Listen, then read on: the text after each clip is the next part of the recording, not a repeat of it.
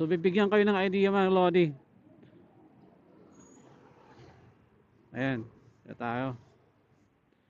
So dito mga paps, mga Lodi, mga master, nag-choke yung lane dito sa unahan. Okay. Dito, 2 lane, 2 way. Pagdating dun sa dulo, naging isa. So, meron namang nakalagay na stop, gave way. Okay, so ganito ang system dito sa kalsada na to mga Lodi.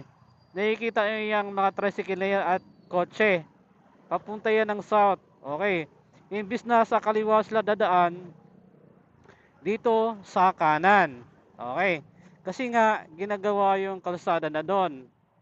Tapos, galing south, papuntang north, dito naman sa kaliwa. So, baliktad siya mga Lodi.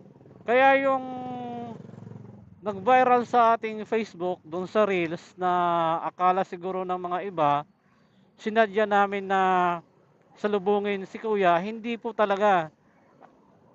Nagkataon lang, yung kalsada na to dito is baliktad. Ayan mga Lodi, oh.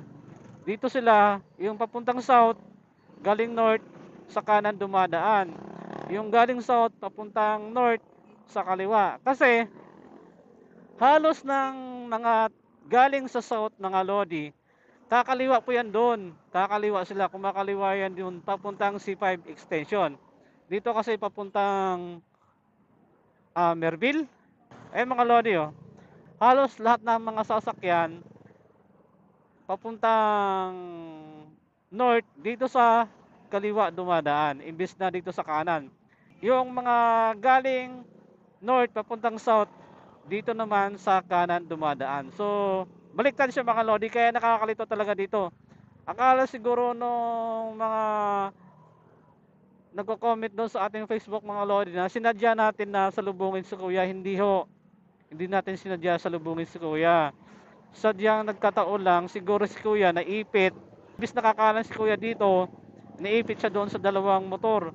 So ako naman mga Lodi, nabigla ako kasi nakatingin ako sa side mirror, tapos pag angat ko, doon na siya sa aking harap, kaya nagulat ako mga Lodi. Hindi naman ako galit kay Kuya, sadyang nabigla lang talaga ako. So ayan mga Lodi, dito sa kalsada to, baliktad.